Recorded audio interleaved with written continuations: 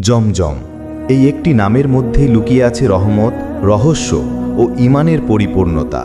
কাবা শরীফের ঠিক পাশে অবস্থিত এই কূপ শুধু ইতিহাস নয়, বরং হিদায়াতের এক জীবন্ত নিদর্শন।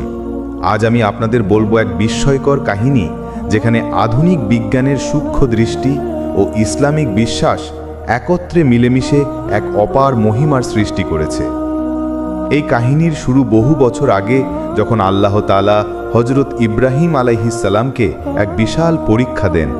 তিনি আদেশ করেন যেন তিনি তার স্ত্রী হাজের আলাইহিসসালাম ও ছোট পুত্র ইসমাইল আলাইহিসসালামকে মরুভূমিতে রেখে আসেন। কোনো পানি নেই, খাবার নেই, মানুষের বাসও নেই, শুধু গরম বালু আর নীরব প্রকৃতি। কিন্তু ইব্রাহিম আলাইহিসসালাম আল্লাহর আদেশে কোনো প্রশ্ন না করে তা মেনে নেন। হাজের আলাইহিসসালাম কান্না করেননি। তিনি জানতেন যিনি আদেশ দিয়েছেন তিনি ভুল করতে পারেন না। কিন্তু সময় যায়, পানি ফুরিয়ে আসে। তখন ইসমাইল আলাইহিসসালাম কাঁদতে শুরু করেন। পানির তৃষ্ণায় তার জিভ শুকিয়ে যায়। মা হাজেরা আলাইহিসসালাম তখন ছুটে চলেন সাফা ও মারোয়া পাহাড়ের মাঝে। 7 বার ছোটাছুটির শেষে আল্লাহ তার রহমত নাজিল করেন। ছোট শিশু ইসমাইল আলাইহিসসালামের পায়ের নিচ থেকে পানি ফুটে ওঠে। মা জমজম বলে চিৎকার করে ওঠেন, অর্থাৎ থেমে যাও, থেমে যাও। এই ছিল পবিত্র জমজম কূপের শুরু। এই পানির মাহাত্ম্য শুরু হয় তখন থেকেই। রাসূলুল্লাহ সাল্লাল্লাহু আলাইহি ওয়াসাল্লাম বলেছেন, জমজমের পানি যেই নিয়তে পান করা হয় সেই নিয়তি পূর্ণ হয়। ইবনে মাজা। তিনি নিজ হাতেই পানি পান করতেন, তাতে গোসল করতেন এবং সাহাবীদেরকেও তা দান করতেন। এর মধ্যে আল্লাহর অশেষ রহমত লুকিয়ে আছে। বিজ্ঞানের দৃষ্টি জমজমের দিকে। বিংশ শতাব্দীর শুরুর দিকে মুসলিম হজযাত্রীরা জমজমের পানি বিভিন্ন দেশে পৌঁছাতে শুরু করে। তখনই কিছু বিজ্ঞানী এই পানির অদ্ভুত বৈশিষ্ট্য নিয়ে আগ্রহ প্রকাশ করেন। একদিন সৌদি সরকার ইউরোপে জমজমের পানির নমুনা পাঠায়।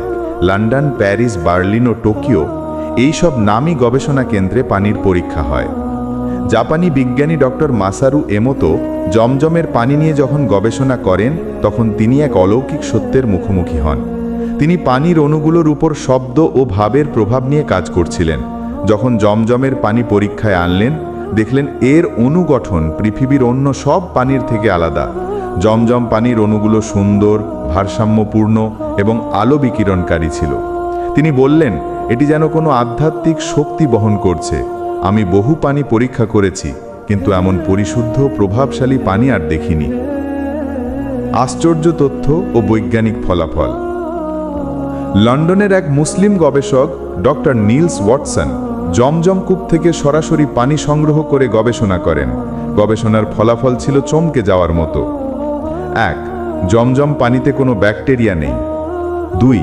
জমজমের পানি কখনো পচে না, বহু বছর সংরক্ষণ করেও এটি পরিশুদ্ধ থাকে। 3. এর মধ্যে উচ্চ মাত্রায় ক্যালসিয়াম, ম্যাগনেসিয়াম ও সালফার থাকে। 4. জমজম পানির পিএইচ লেভেল 7.9 থেকে 8.2, যা মানবদেহের জন্য একেবারেই নিরাপদ এবং শক্তিশালী রোগ প্রতিরোধকারী। 5. একমাত্র পানি যা প্রতি লিটার মাত্র 0.001 মিলিগ্রাম আর্সেনিক বহন করে, একেবারেই নির্দোষ। এই পানি কখনো শুকায় না। প্রতি বছর কোটি কোটি মুসলমান জমজম পানির ওপর নির্ভর করেও এর স্তর অপরিবর্তিত থাকে। বিজ্ঞান এই রহস্যের ব্যাখ্যা দিতে পারে না। বাস্তব কিছু ঘটনা। আমার এক পরিচিত হজযাত্রী কাহিনী বলেছিলেন। তার চোখে ছিল দীর্ঘস্থায়ী ব্যথা। ডাক্তার বলেছিলেন অপারেশন ছাড়া গতি নেই। হজে গিয়ে তিনি প্রতিদিন জমজমের পানি চোখে দেন। ফিরে এসে ডাক্তার দেখলে বিস্ময় প্রকাশ করেন, চোখ পুরোপুরি ঠিক হয়ে গেছে। আরেকজনের স্ত্রী বহু বছর সন্তান লাভে ব্যর্থ ছিলেন। হজ করে তিনি জমজম পানি নিয়ে আসেন এবং স্ত্রীর জন্য তা সংরক্ষণ করেন। নিয়মিত তা পান করার 3 মাস পর তার স্ত্রীর গর্ভধারণ ঘটে।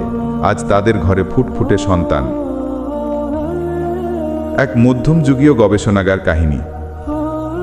একজন মুসলিম বিজ্ঞানী ডক্টর আয়েশা আমেরিকার এক বায়োলজিক্যাল ল্যাবে কাজ করতেন। সহকর্মীরা জমজমের বিষয়ে সন্দেহ প্রকাশ করলে তিনি তাদের 1 বোতল জমজম পানি দেন। তারা সেই পানি নিয়ে পরীক্ষা করে এমন কিছু তথ্য খুঁজে পান যা পূর্বে কখনো দেখা যায়নি। ল্যাব রিপোর্টে বলা হয়, পানির অণু অত্যন্ত ঘন ও জ্যামিতিকভাবে পূর্ণাঙ্গ। এটি ব্যাকটেরিয়ার জন্য প্রতিকূল পরিবেশ তৈরি করে। জমজম পানি অন্য সব পানির তুলনায় শরীরে দ্রুত শোষিত হয় এবং কোষে শক্তি যোগায়। জমজম পানির শব্দ প্রতিফলন ক্ষমতা অর্থাৎ ফ্রিকোয়েন্সি রেসপন্স সাধারণ পানির থেকে প্রায় 30% বেশি, যা পানির প্রাণশক্তির প্রতীক বলে ধরা হয়। এক রহস্যময় কাঠামো ও উৎস। জমজম কূপের নিচে বিশেষ কোনো মাটির গঠন আছে যা পানি ফিল্টার করে একে পরিশুদ্ধ রাখে। কূপটির গভীরতা প্রায় 30.5 মিটার। কূপের নিচের অংশে এমন প্রাকৃতিক খনিজ শিলা আছে যা রাসায়নিক উপাদান এবং ব্যাকটেরিয়া প্রতিরোধে সাহায্য করে। সৌদি জিওলজিক্যাল সার্ভে জানিয়েছে জমজম কূপে কখনো পানির স্তর কমে না।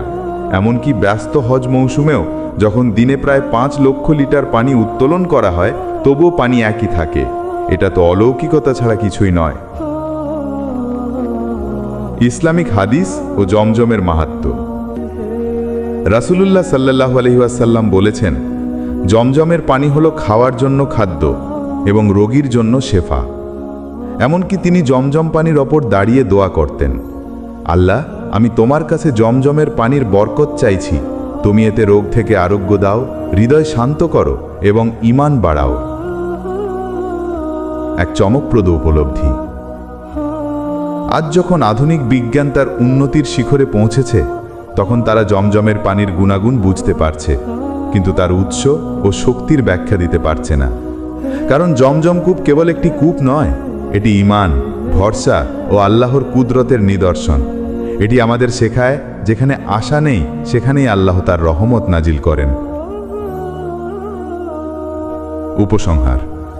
জমজম কূপের ইতিহাস আমাদের জানিয়ে দেয়, ঈমানই সবচেয়ে বড় শক্তি।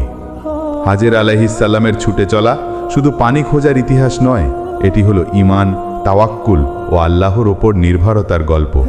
আজ বিজ্ঞানে পানির গুণে চমকে ওঠে, কিন্তু আমরা মুসলিমরা জানি এটা তো আল্লাহর পক্ষ থেকে রহমত। আল্লাহ যেন আমাদের সবাইকে জমজম পানির কদর করার তৌফিক দেন এবং এর মাধ্যমে শেফা দান করেন। আমিন।